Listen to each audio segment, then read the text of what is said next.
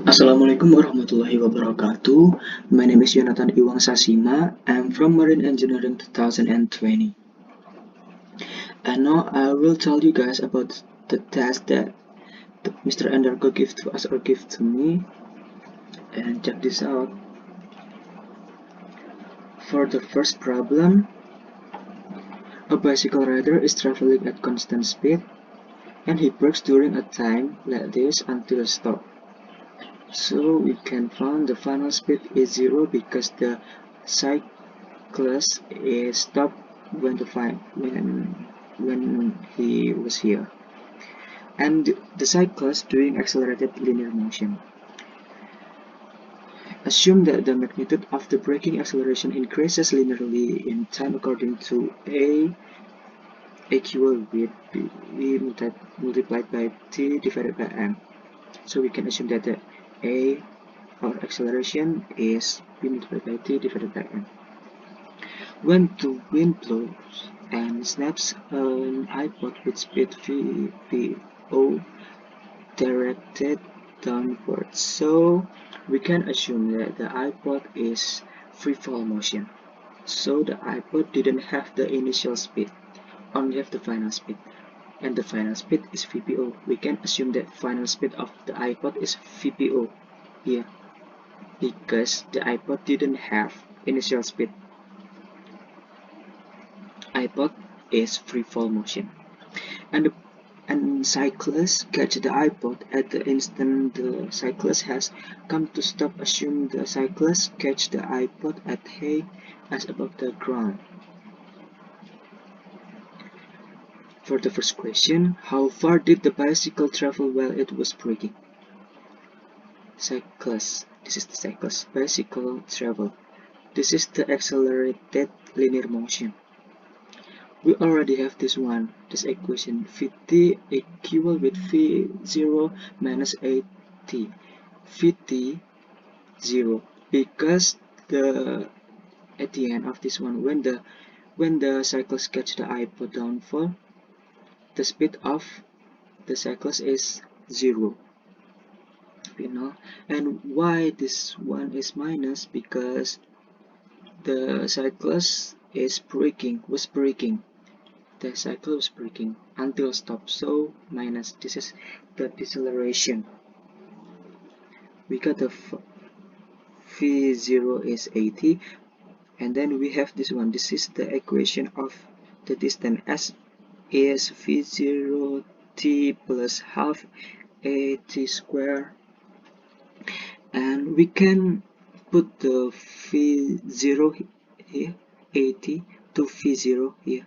So we get this one. We get the half AT square. This is the accelerated linear motion because the movement of the bicycle. And next question is, at what time T1 did the cyclist catch the iPod? This is the time. We can assume that the movement of the cyclist and the iPod is same because when the cyclist catch the iPod and the iPod is downfall, the time is same. We can assume that the time is same. And this is the equation, Vt equal with V0 plus AT. To make easy, we can use this one. We can use the free fall motion because here, to make easy, we can assume that the Vt is VPO here, VPO, and V0 is 0 because the iPod didn't have initial speed, and we can change the acceleration with gravity, and we get the T1 equal with VPO divided by gravity. For the next question, what was the initial speed of the cyclist? We already have this one, this equation, V0 equal with AT. We can change A with this one because from the question we know that acceleration equal with B multiplied by T divided by M. We can change this one, and we can change the time with this one, with T1 that we just get from the equation can change, and then we got the v0, our initial speed, is b multiplied by vpo square divided by m gravity square.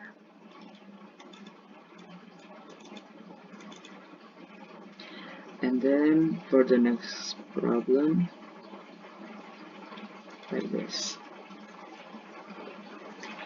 There is a parabolic motion, and then this is the linear motion.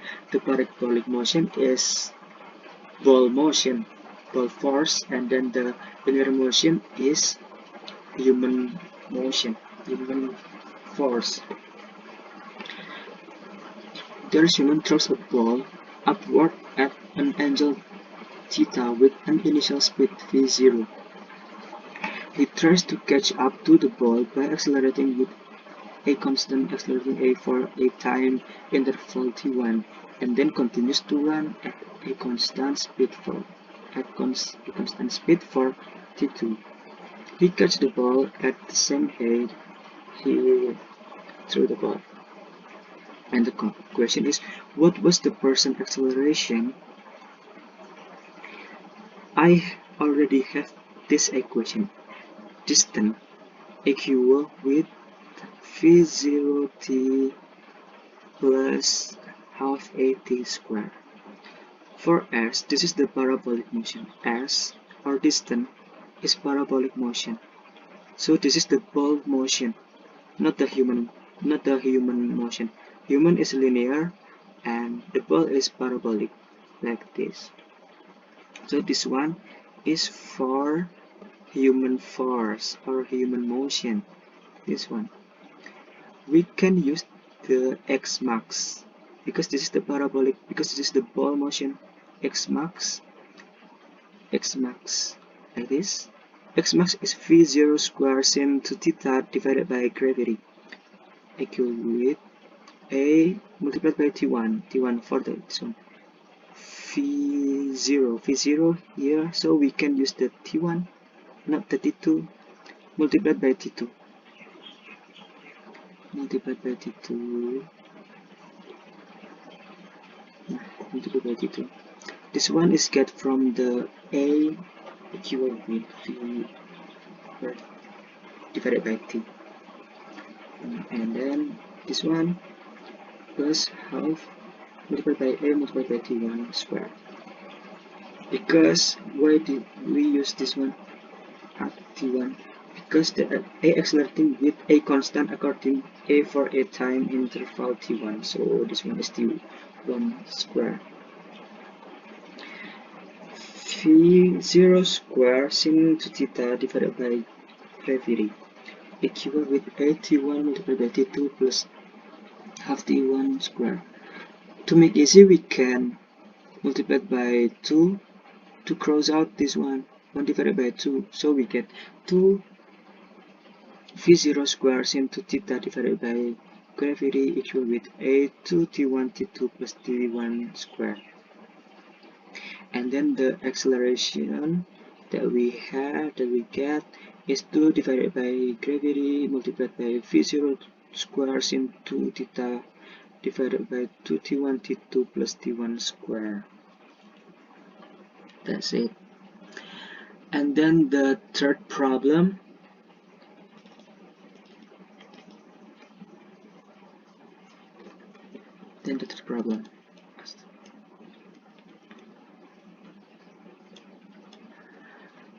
Bus leaves MIT and accelerates at a constant rate 5 seconds. So we can assume that the initial speed of the bus is 0 because bus leaves MIT. And this one, 5 seconds, 25 meters the bus traveler. When the bus during the bus move for the 5 second, the bus travel in 25 meters. So this is the acceleration. And then bus traveled at a constant speed for 15 seconds. This one is constant, so the acceleration is 0, we can use the equation with equation equal with v multiplied by t as vd. Sorry. And then driver noticed a red light 18 meters ahead and slams on the brakes. So this is the deceleration. From this, from the equation, we know that v0 is 0, and next this is the acceleration when the time is 5 seconds and the distance is 25 meters, and then this one v1 is constant, so the acceleration is 0 when the time is 15 seconds, and then the a negative, this is negative because this is the deceleration during brakes, the driver braking when the distance is 18 meters, and the driver is 0 for the final speed because driver is braking. And for the first question is, what was the initial acceleration of the bus? We know that for the first is acceleration is positive, and we can use this equation. This is the distance equation. We know that for the first is 25, right? 25 for the distance meters, and we know that the first speed or initial speed is 0, and we can plus this one with half multiplied by a multiplied by time square. Time is 5 square, so we get this one. Acceleration is 2 meters divided by second square, and then the velocity at the bus after 5 seconds. This is the speed is constant, so the acceleration is 0. We know that Vt equal with V0 plus AT. We know that the acceleration from this one, the acceleration is 2 and the time is 5, so we get the speed is 10 meters divided by second. And then what was the braking acceleration of the bus? Is it positive or negative? We can use this equation. Vt square equal with V0 square plus 2as.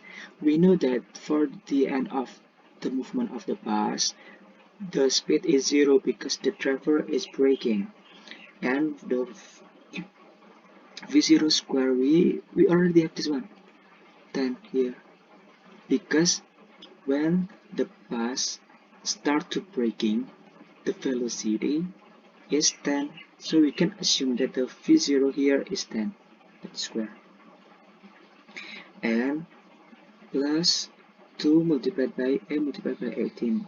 The distance is 18 because the bus start to braking is in 18 meters. So we have this one, negative 100 equal with 36a. So we already have this one. A is negative 25 divided by 9 meter divided by s second square.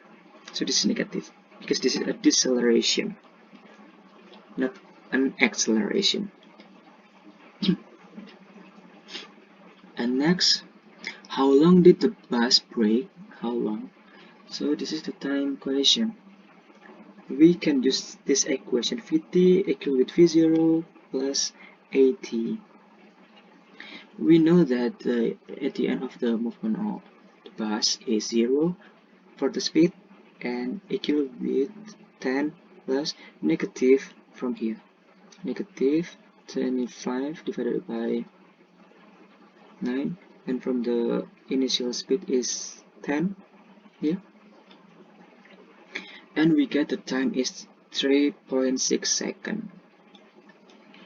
What was the distance from bus to light? For the first distance is 25. When the 5 seconds, the movement of the bus is 25 meters. This is the first distance. And from the second distance, we can use this equation as equal with v divided by t. This is the velocity multiplied by time. The time is this one. Time is 15 seconds, and for the velocity is 10. We already have from this one 10. So the distance is 115 meters. And for the third distance is 18 from this one. So the total distance is 193 meters. For the next question, graph position versus time. This one is line of position. This one is line of time.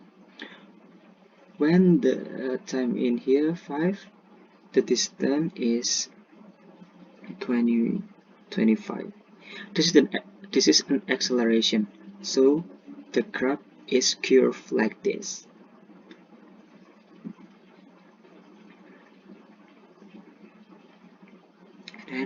And for the next, this is the distance of, because this is linear like this, SPD, there is no acceleration, there is no deceleration, so the graph is like this.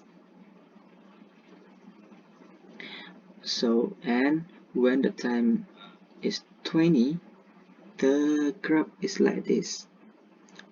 During interval 20 until 23.6, this is a deceleration, so the graph is curved like this. And next, this is the graph of velocity versus time. Velocity is like this, and the time is like this. When the interval 0 until 5, this is an acceleration. This is an acceleration. So the graph is like this when the speed is 10. And then during interval 5 until 20, the velocity is constant. So the graph like this. And after 20 seconds,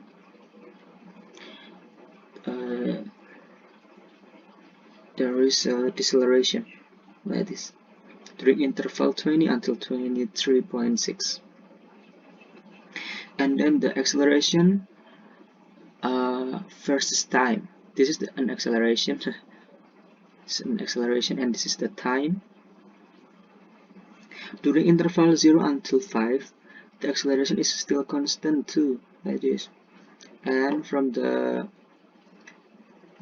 interval 5 until 20, this is the acceleration is 0 because the speed is constant. And this is an acceleration, right? This is the deceleration. Interval 20 until 23.6, and the deceleration is 25 divided by 9. The graph is like this. Next to the last problem.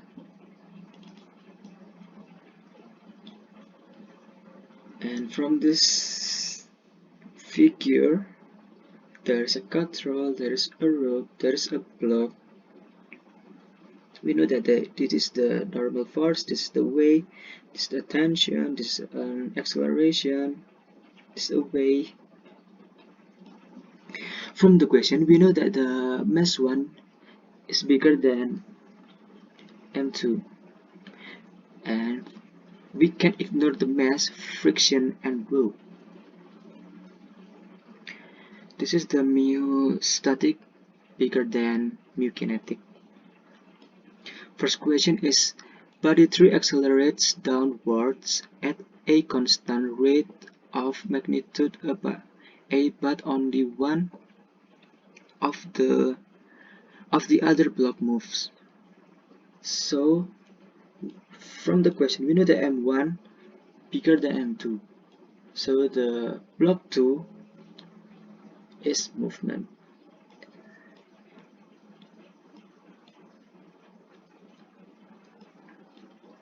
And which block doesn't move? Block doesn't move is block 1 because M1 bigger than M2. What is magnitude and direction of the friction force? Holding it back. Okay. We know that the block doesn't move is block 1. So friction, this is the friction static because block 1 doesn't move. This is static because this is doesn't move. This is kinetic because this is move. And friction static because block 1 is doesn't move, right? Friction static 1 equal with mu static multiplied by normal force. Normal force is same in here with weight. Normal force are still same with weight 1. So weight is mass multiplied by gravity. So the friction static 1 is mu s multiplied by mass multiplied by gravity. And then for the next question, all three blocks begin to move.